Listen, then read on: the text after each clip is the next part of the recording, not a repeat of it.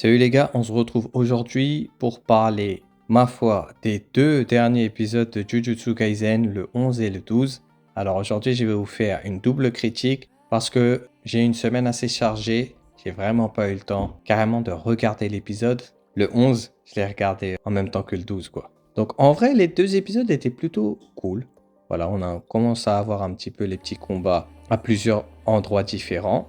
Donc du coup, on avait vu les fameux trois personnages, la mamie avec les deux gars. Et du coup, voilà, on aura Megumi, Yuji et Kagul Boy là. Je sais pas comment il s'appelle, on va l'appeler The Hood, ce sera plus simple. Ils vont engager le combat contre eux. Donc concernant le combat entre The Hood, contre le genre de mec qui protège la mamie, je trouve qu'il a un pouvoir assez stylé quand même. En fait, dès qu'il met la cagoule, il se laisse un petit peu emporter par les esprits animaliers, etc. Donc je trouvais que c'était stylé. Et tu vois bien qu'il prend le dessus sur son adversaire très rapidement. Mais en fait, on se rend compte que du coup, la mamie, elle faisait une incantation. Et en fait, t'as le twist qui est le retour de Toji. Mais c'est juste le corps, on va dire, tu vois. En fait, le corps est revenu à la vie, mais c'est l'âme de son acolyte qui va l'utiliser. Et du coup, c'est assez stylé. Et il va mettre une Hagra à The Hood. Il fallait éclater en 2 secondes, quoi. Pour le combat, Megumi et Yuji, ils ont un combat assez stylé quand même. Mais tu vois bien que le vieux, il a un genre d'attitude assez spéciale. C'est que plus tu tapes fort, moins tu taperas fort en fait. En fait, c'est vice-versa. Si tu tapes très fort, ça ira moins. Et si tu tapes moins, ça ira fort. En fait, les dégâts pas forts, ça lui fera mal.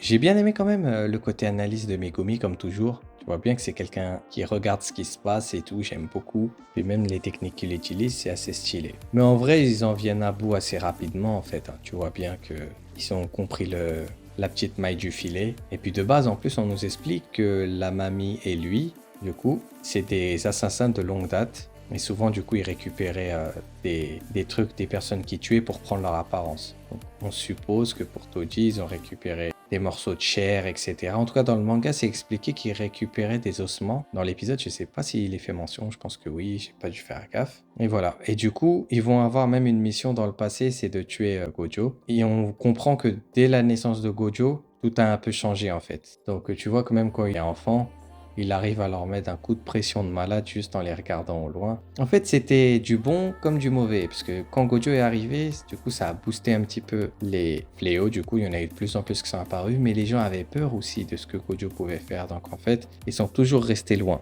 Mais le petit moustache-man, voilà, il va se faire éclater par Yuji. Voilà, parce qu'ils ont réussi à trouver une petite parade. Donc voilà, je pense que sur le 11, j'ai surtout ça à dire. Après, voilà, le gros reveal, c'est le retour de Toji, quoi. Simplement. Pour le 12, tout le côté Toji, en fait, il va être assez vite expédié, on va dire. Donc, en fait, Toji, depuis le début, on sait bien que c'est pas un bouc comme un autre, que ce soit physiquement. Et du coup, en fait, son âme va réussir à reprendre le dessus sur l'âme de la personne qui avait fait l'invocation. Et franchement, il est de retour, son seiyuu, franchement, Kara-design. Toji, c'est un bon. L'enfoiré, il va tuer la mamie parce que, n'empêche, c'est un tueur d'exorciste. Il a été ramené à la vie pour tuer, donc direct, il vient, il défonce la vieille. Ah, je vous jure. Là, Yuji et Megumi vont récupérer The Hood. Et Yuji va partir dans son coin, voilà, pour essayer de trouver Gojo. Sinon, une bonne partie de l'épisode, elle se consacre quand même à Nobara et à l'autre fille, là, avec le costume, qui vont tomber en face du gars avec le genre de gars efféminé un peu bizarre, là, avec son épée en forme de main. Et du coup, même Nobara, elle galère un petit peu à le battre, en fait. Ce qui est bizarre, parce que Nobara, même si, vas-y, elle n'est pas du niveau de Yuji ou de Megumi, mais elle se débrouille plutôt bien, donc. Mais après, je pense que elle s'est fait surprendre, et du coup, c'est pour ça, elle a, on va dire, elle se fait battre, mais elle aurait pu le défoncer, je pense, avec un peu plus de préparation. Par contre, Nanami, n'empêche, il revient en mode boosté vénère dans cet épisode. Il fait une hagra à ce mec-là. Il vient en plus, même si vous faites attention, dans la saison 2, on dirait il est beaucoup plus musclé que la saison 1, parce qu'il était très très fin. Là, tu le vois, il est énervé, je sais pas, il a poussé à la salle pendant 1 ou 2 mois, là, où il a pris des stéroïdes, je sais pas. Mais il est là, il va te demander, ouais, où est-ce qu'ils sont tes compagnons? Tu vas me le dire, où est-ce qu'ils sont? Qu'est-ce que vous cherchez? Mais il va le défoncer. Il va le défoncer carrément, il l'aurait one-shot. J'aurais pas fait gaffe, il m'aurait tué sur le coup, quoi. Mais voilà, il le défonce et puis bon, tu vois qu'il va rejoindre l'équipe Zenin avec Maki et le petit vieux là. Et du coup, comme vous savez, depuis l'épisode 10, depuis que Gojo il s'est fait sceller, tout le monde va essayer un petit peu de le sauver, de se regrouper et tout. Et en plus là, en vrai, on va avoir des vrais fights, hein. Là, vraiment, on aura des bons enchaînements. Peut-être un tout petit épisode peut-être qui sera un petit peu creux, mais vraiment là ça va être du lourd. Puis on a Yuji qui est en face de Shozo, et Shozo il l'attaque direct, quoi, il l'attend pas. Et franchement c'est l'un des meilleurs combats de cet arc. Tout le monde l'attend, tout le monde en parle, c'est qu'il y a une raison les gars. Et en vrai Shozo c'est un personnage assez charismatique mais bizarre parfois, mais je pense que la majorité des personnes vont bien l'aimer. Et puis voilà, ce combat-là il va être lourd. Puis on va vraiment avoir des bons enchaînements là bientôt. Après voilà, c'est vrai que c'est dur d'attendre à chaque fois une semaine. Mais bon, il garde un bon rythme quand même. Mais je ne sens pas ce côté où on s'ennuie et tout.